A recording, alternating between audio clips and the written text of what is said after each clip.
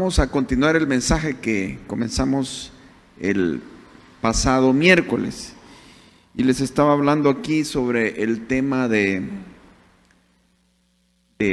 cómo los judíos en el desierto tuvieron que madurar a través de circunstancias que no eran lo cómodo para ellos, ¿verdad?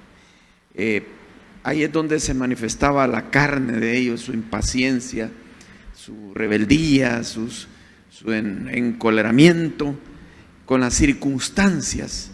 Y esto nos trae a memoria cómo nosotros los cristianos, a pesar de conocer a Cristo, ellos ya habían sido liberados de Egipto. Tenemos que luchar, esta vida no es fácil, pero allí se nos sale lo que se llama la carne, la autosuficiencia nuestra.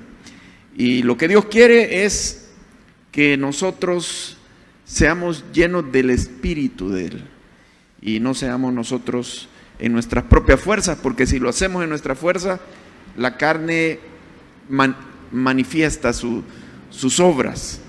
Pero si es en el Espíritu que aprendemos a caminar, entonces vamos a estar viviendo en la vida victoriosa. Entre los incidentes que se dieron allí en el desierto está lo que tiene que ver con el maná, la necesidad de comer. Y hablábamos de que todos tenemos una necesidad que Dios ha puesto en nuestro corazón, y es un hambre espiritual. Si esa hambre no se llena con Dios, la vamos a tratar de llenar en cualquier cosa. Pero todo ser humano desesperadamente trata de llenar esa hambre, esa sed interna, porque si no la llena no es feliz. Claro, pero cada persona en su propia cabeza tiene ideas, y muchas veces son ideas equivocadas. Habíamos visto el significado del maná, que el maná representa a Jesucristo, es lo que sacia nuestra hambre, y también representa la palabra de Dios, que Jesús y la palabra, Jesús es la palabra de Dios, muy relacionado. Pero ahora vamos a ir a Números capítulo 11, donde vamos a tener ya un relato de una protesta masiva de los hijos de Israel contra el maná. Habíamos visto la vez pasada el pasaje que nos habla sobre el maná, es diferente. El primer pasaje que vimos tiene que ver con la primera vez que Dios les dio el maná. Experimentaron hambre, se preocuparon, sí, protestaron un poco, pero Dios les da el maná, no les había dado antes, y ellos comen y con eso ellos van a vivir. Pero tiempo después sucede una insatisfacción en ellos que los hace protestar contra el maná. Vamos a Números capítulo 11, lo comenzamos a ver esto el miércoles pasado.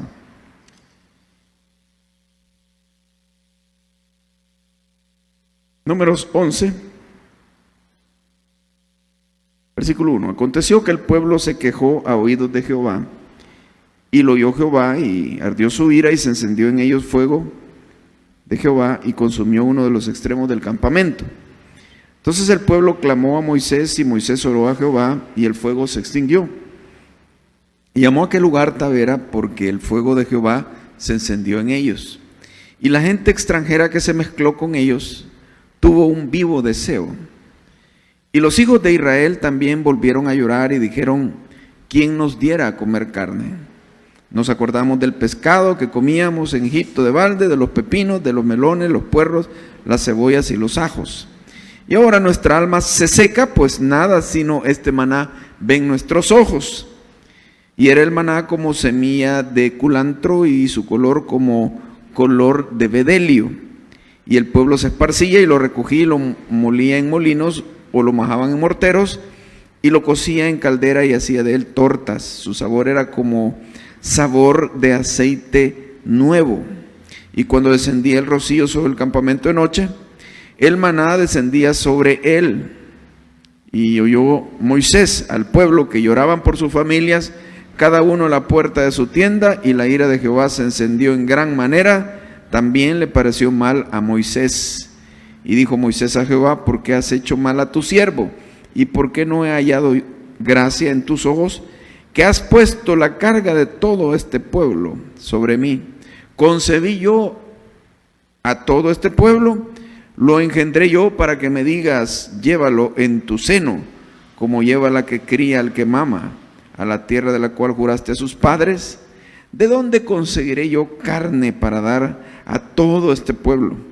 Porque lloran a mí diciendo: danos carne que comamos. No puedo yo solo soportar a todo este pueblo, que me es pesado en demasía.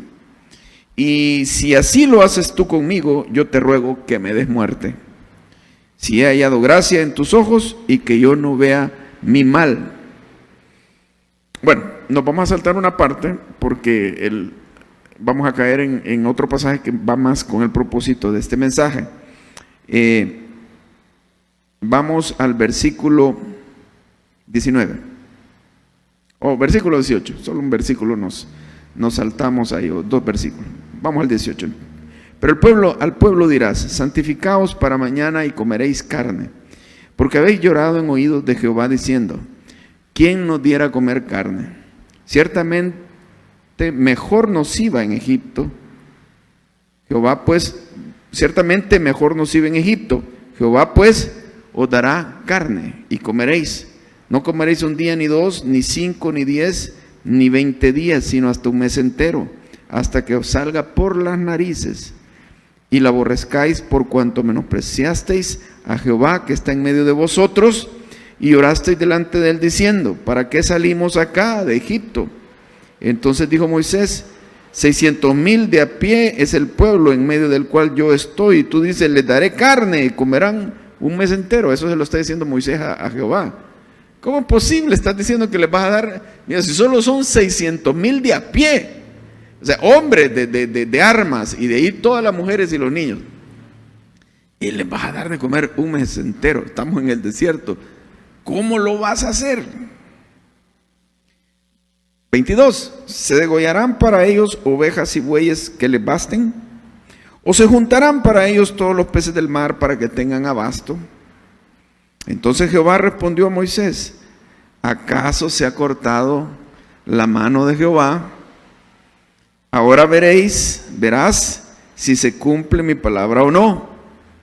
Y salió Moisés y dijo al pueblo las palabras de Jehová, y reunió a los 70 varones de los ancianos de Israel y los hizo estar alrededor del tabernáculo. Entonces Jehová descendió en una nube y le habló, y tomó del espíritu que estaba en él y lo puso en los 70 varones ancianos, y cuando posó sobre ellos el espíritu, profetizaron y no cesaron. Pero vamos a saltarnos unos versículos y vamos al versículo 31.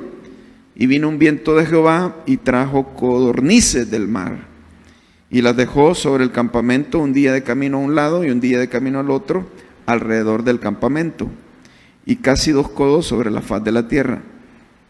Entonces el pueblo estuvo levantado todo aquel día y toda la noche, y todo el día siguiente, y recogieron codornices. El que menos recogió 10 montones, y las tendieron para sí a lo largo alrededor del campamento. Aún estaba la carne entre los dientes de ellos, antes que fuese masticada. Cuando la ira de Jehová se encendió en el pueblo, e hirió Jehová al pueblo con una plaga muy grande, y llamó el nombre de aquel lugar Kibrot Hataava, por cuanto allí, vea bien, sepultaron al pueblo codicioso. De Kibrot Hataava partió el pueblo a Haserot y se quedó en Haserot. Pero bueno, veamos esto. Hemos visto bien la historia. Piden carne de una forma desesperada, de una forma agresiva, y Moisés, abatido, es que ya no los aguanta, y le dice a Dios: ayúdame, que yo no, me has puesto la responsabilidad de todo esto, es estar aguantando las actitudes de ellos constantemente, y si no me vas a ayudar, mejor mátame, porque ya esto no es vida. Y bueno, Dios, los pasajes que no leímos es porque Dios escoge otros varones a quienes les va a poner de su espíritu para que lleven la carga juntamente con Moisés, para que él no solo la lleve. Qué bueno que hay otros, ¿verdad?, que ayudan. Pero les dice, le voy a dar de comer un mes entero al pueblo. Y Moisés extrañado, ¿cómo vas a hacer con eso? Pues demasiada gente. Y las cosas de Dios. Dios tiene las ideas que nosotros no tenemos y los recursos. Sopla un fuerte viento del mar, comienza a venir y trae nubes, nubes y nubes de codornices. Y dice que del suelo era una cantidad de codornices, y se dedican a recoger las codornices para comerlos. Dice que el que menos juntó fueron 10 montones. Eran volcanes de codornices. Felices, y se dedicaron ellos a comer. Pero ¿qué les pasó en el transcurso? Se enfermaron, y como Dios había dicho, van a vomitar y van a echar hasta por las narices la carne. Claro, esto es un juicio de Dios sobre ellos. Pero uno se pregunta, ¿qué es lo que ellos estaban pidiendo? Carne, melones, pepinos, puerros, cebollas. ¿Es malo comer eso? ¿Qué era lo malo de esta situación? ¿Alguien tiene alguna idea? ¿Se le ha ocurrido? Porque no es pecado comer cebolla y carne, ¿verdad? Melones y puerros. Pero ¿por qué este trato aparentemente drástico de parte de Dios para con ellos? ¿Qué podría haber encerrado acá? ¿Alguien tiene alguna idea? La actitud de ellos, ¿cuál sería esa actitud?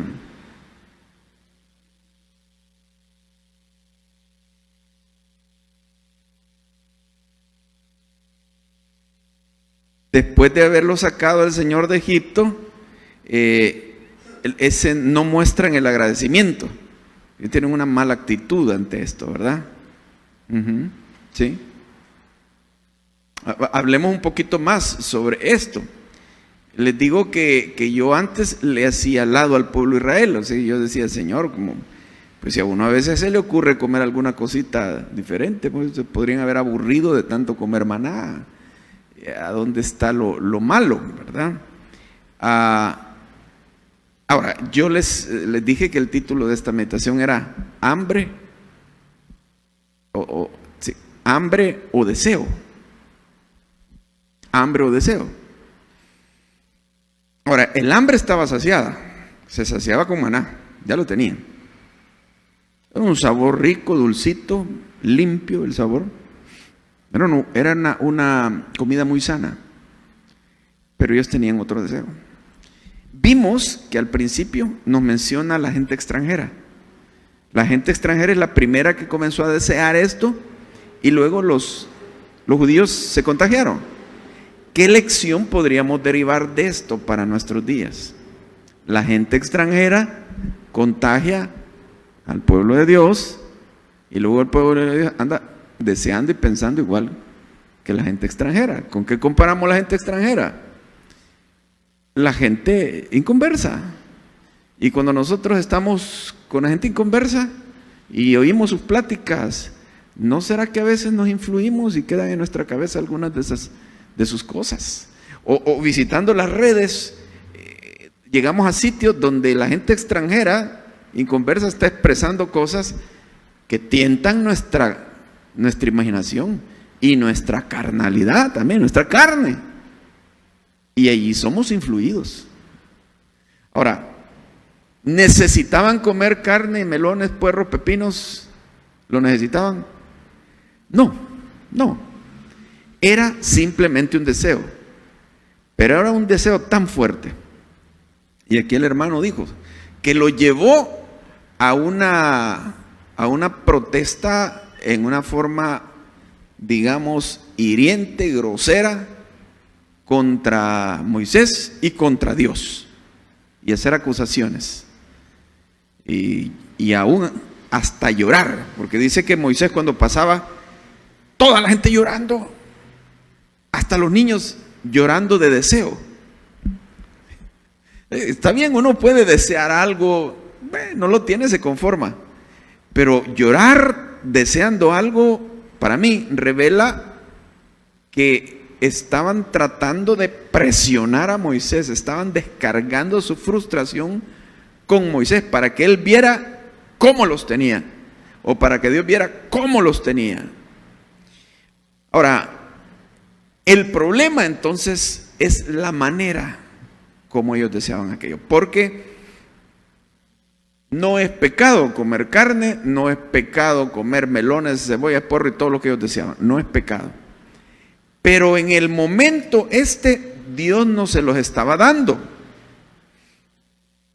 Entonces, un pueblo dócil a Dios, alguien dócil a Dios, reconoce que hay momentos, hay tiempos donde no tenemos lo que deseamos. Pero con eso se requiere que tengamos conformidad. Por ejemplo, el domingo predicamos sobre el pasaje sobre el contentamiento, que dice: gran ganancia es la piedad acompañada de contentamiento. Así que, teniendo sustento y abrigo, estemos contentos con eso. Así nos tiene Dios. Si Dios quiere, nos va a dar más. Quizás más adelante vamos a tener algo para disfrutar, algo extra. Pero teniendo sustento y abrigo, estemos contentos con eso. Así que, hermanos, qué importante es la actitud. Hay cosas que no son malas en sí, pero la motivación, la actitud de fondo puede ser el pecado. Y aquí está, era un deseo. Más adelante dice que el lugar donde se enterraron los muertos, porque murieron muchos, se llamó Kibrot Ataaba, porque dice: aquí sepultaron al pueblo codicioso. La codicia es un pecado.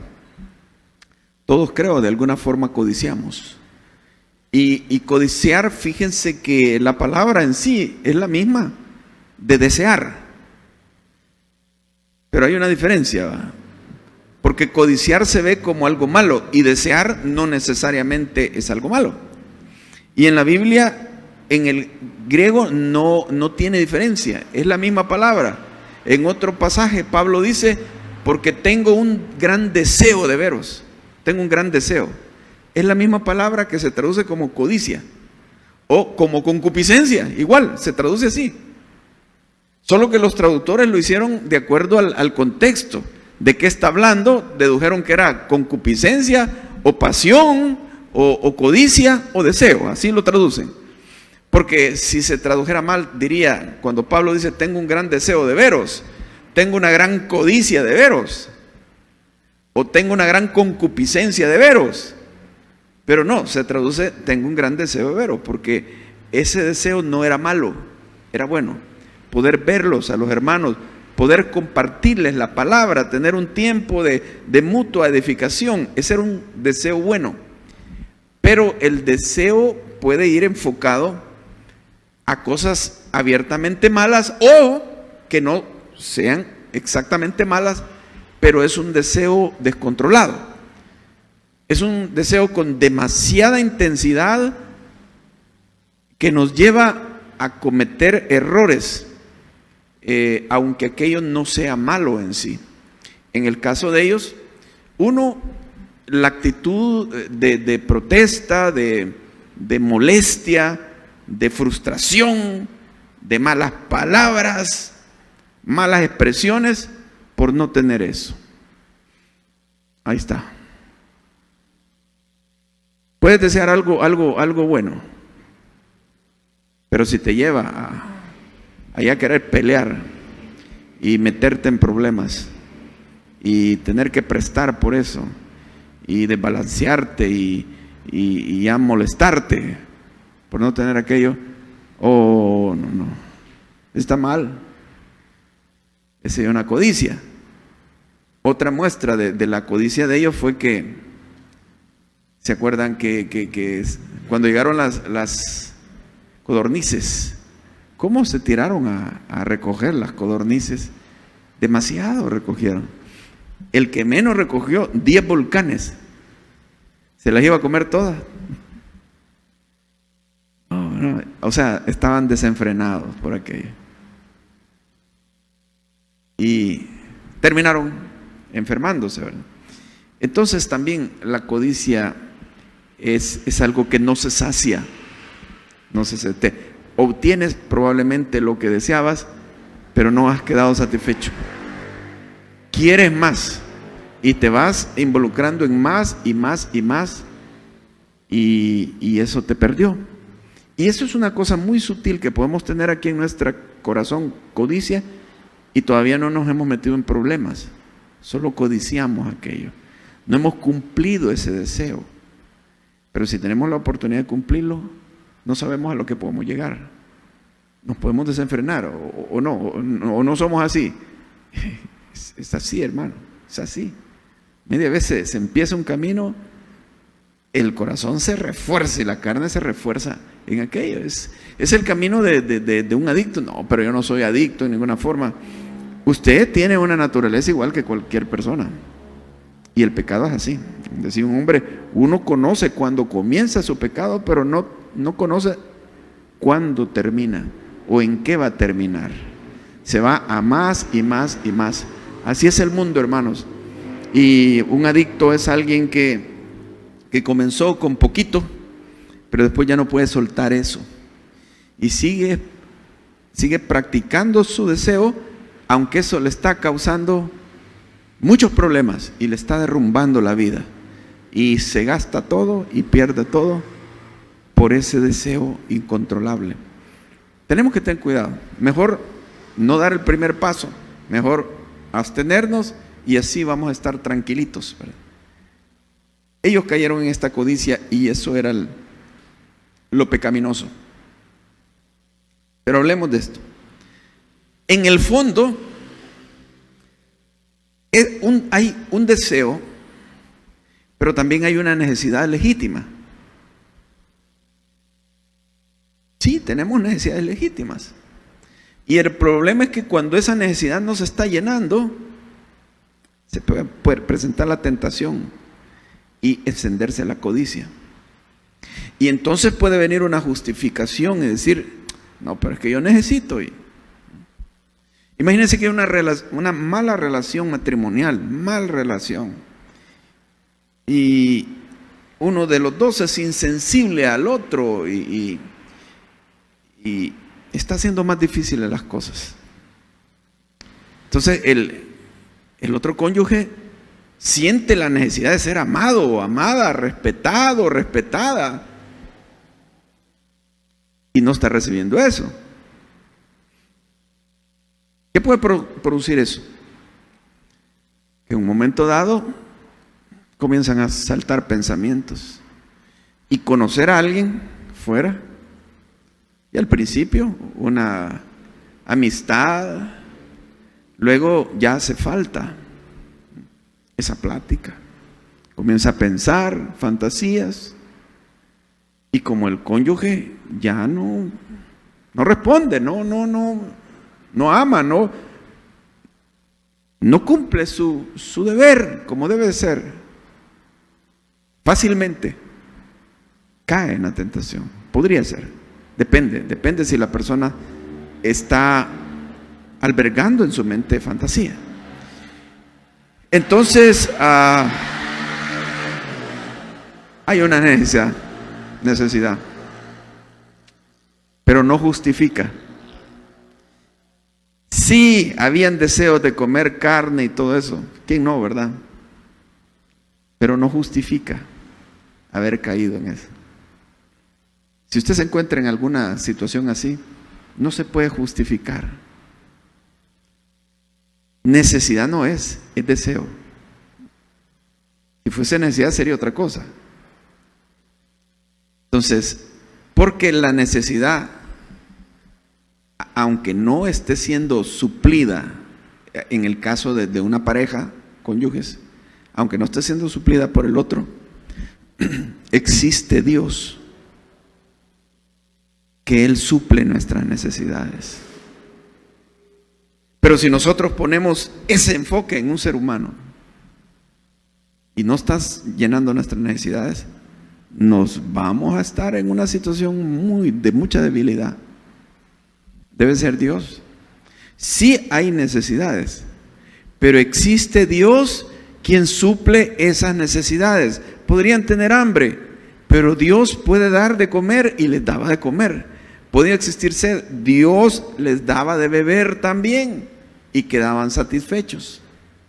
Entonces tenemos que batallar en nuestra mente, porque allí la mente es un mundo, hermano, de pensamientos, imaginaciones, de decisiones que se toman, de lo que uno permite que esté entrando, lo que uno está alimentando, etcétera. Entonces la batalla está ahí en la mente.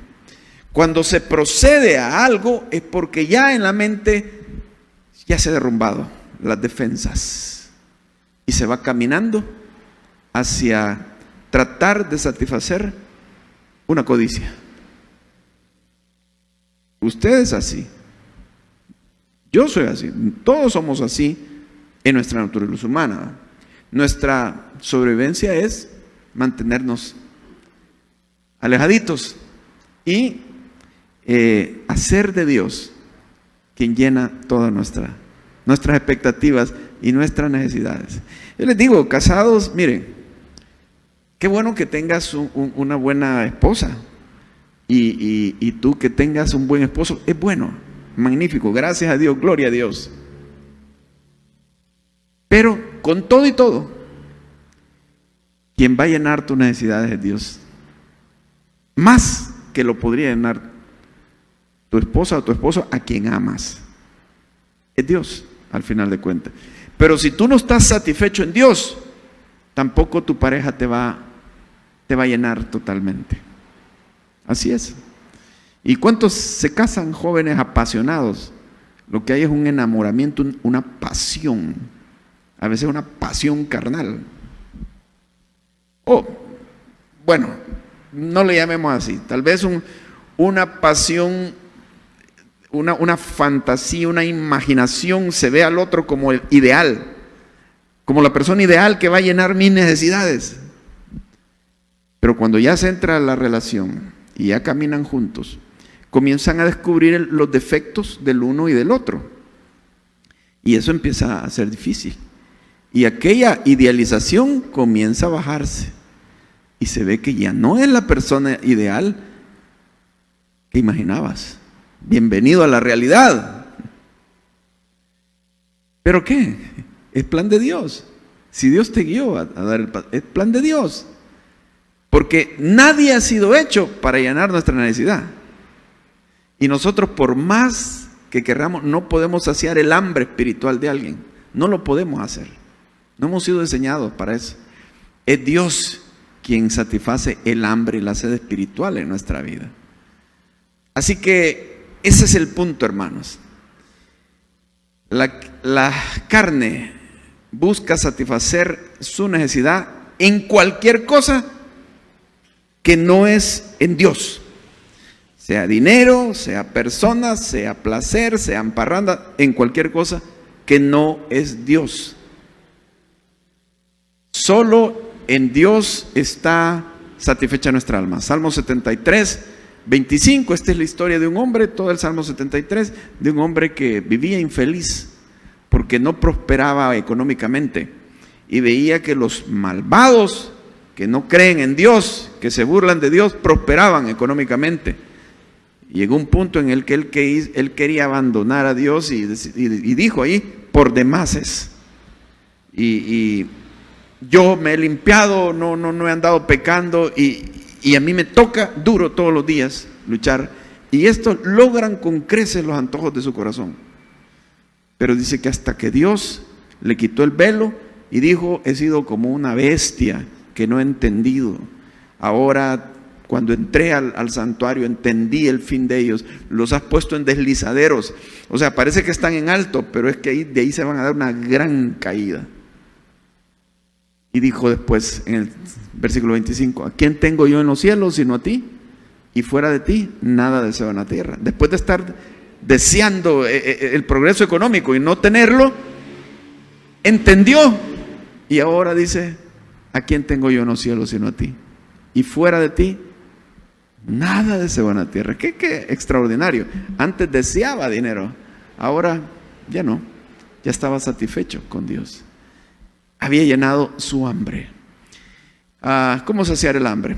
Bueno, aquí estamos relacionando esto como cosechar en la palabra de Dios las palabras que van a llenar tu corazón. Cómo llevar tu relación con Jesucristo, que es el pan de vida y que va a saciar tu hambre espiritual. ¿Cómo hacerlo? Primero hay que recoger el maná a diario. Nosotros vimos en Éxodo que Dios les daba todos los días excepto el séptimo día. Pero entonces nadie podía guardar más maná, sino que recoger el del día, porque si no se comía ese maná y lo guardaba para el día siguiente, dice la Biblia, ¿qué pasaba? Se engusanaba, se arruinaba. ¿Qué nos enseña eso? Que Dios quería que recogieran ese maná, ¿cuándo? Todos los días. Esto quiere decir que tú necesitas un tiempo a solas con Dios, ¿cuándo? Todos los días con Él. Ahí vas a comer. De ahí sales satisfecho y lleno para enfrentar el resto del día. Cada uno recogía según su necesidad, dice ahí. Y el que recogió más, no tuvo más. Se le deshizo. Y el que recogió menos, aunque comió poquito, quedó satisfecho. Recoge según tu necesidad, quiere decir que tú puedes buscar a Dios. Si tú, digamos, te llenas con un versículo, qué bien, medítalo, cómetelo, que quede satisfecho. Pero si tú quieres estar más tiempo con Dios, alargar ese tiempo, fabuloso.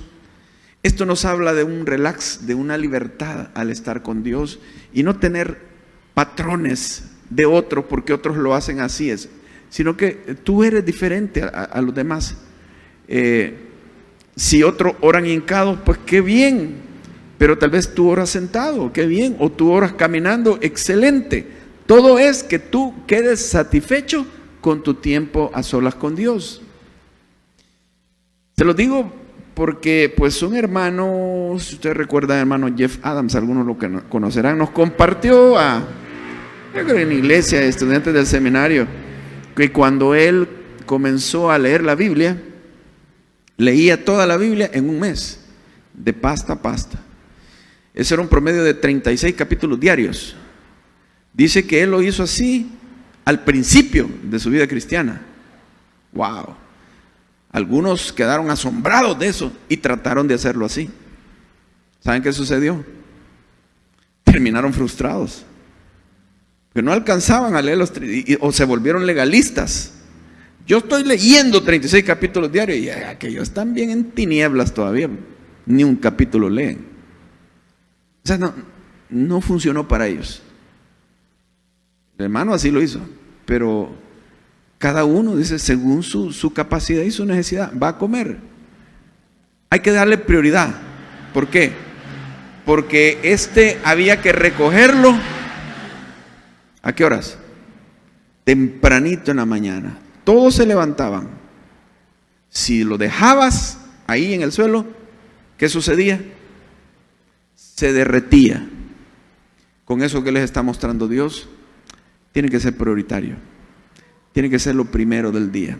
Quizás algunos no lo van a hacer en la madrugada, en la mañanita, pero trate de darle un tiempo al tiempo a solas con Dios en un momento del día que usted esté lúcido y que de veras lo aproveche. No, yo recomendaría, si usted le da sueño en la noche y tratar de tener su tiempo a solas con Dios y se está cayendo el sueño, mejor no hacerlo así. Hay que darle la prioridad.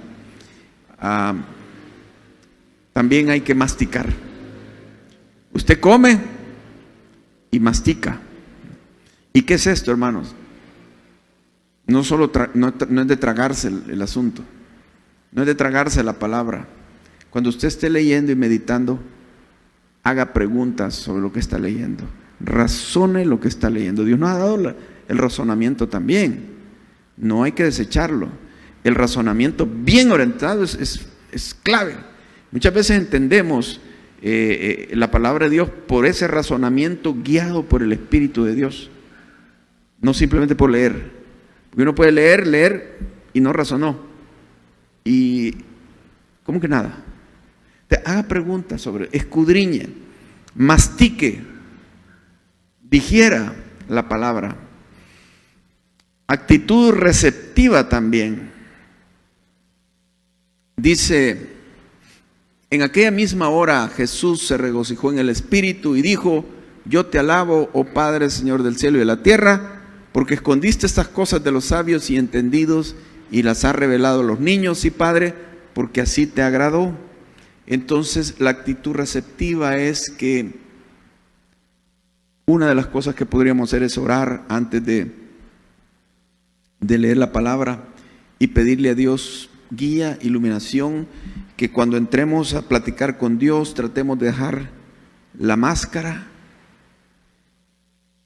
y hablemos con toda sinceridad y honestidad con Él.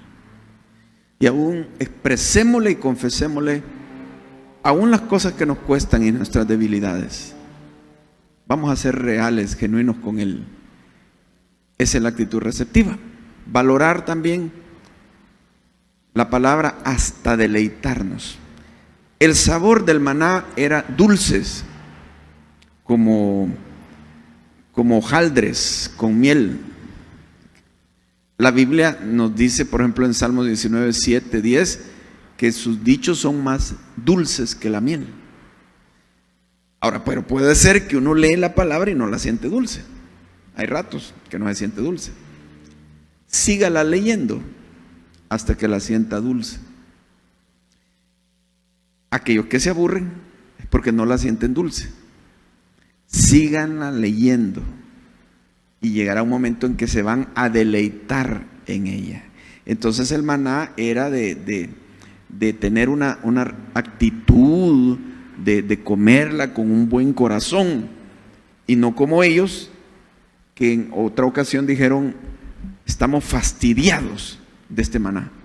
Imagínense lo que Dios les estaba dando, y ellos estaban fastidiados, pero no es porque el maná fastidie, sino que era el corazón de ellos. Así que, hermanos, cultivemos ese tiempo solas con Dios y Dios va a llenar ese vacío. Y nuestro corazón satisfecho con Él se vuelve más fuerte para hacer la voluntad de Dios. Vamos a servirle a Dios, vamos a soñar con hacer la obra de Dios como resultado. Porque un cristiano no satisfecho en Dios, por más que lo empujemos, y como dice, lo puyemos, lo remolquemos, es bien difícil que se involucre con Dios, porque él no disfruta la relación con Dios. Hay que orar porque hay muchos cristianos que están en esa condición, así como los israelitas. O cristianos que dirán: ¿por qué no hablan de otra cosa en las iglesias? Solo la Biblia, ¿verdad? Contaba un hermano que encontró a un querido hermano antiguo de allá de la Miramonte, ya murió, pero dice que lo encontró en la vida en algún momento y le dijo: hermano, ¿y dónde está congregando? Mira, yo ya no me congrego en las iglesias, tengo años de andar en iglesia y lo mismo hablan. ¡Wow! Se queda asombrado. Lo mismo, ya era aburrido, ya como 20, 30 años de estarse congregando en iglesias, quizás había estado en una, en otra, comenzó en la Miramonte, fue diácono en la Miramonte, el hombre, ¿verdad? Pero después ya no, ya viejo, me aburrió. ¡Wow! ¿Qué? Me hace acordarme de los hebreos, se aburrió del maná. Que no vaya a suceder eso, sino que como Josué y Caleb conquistaron la tierra prometida, también nosotros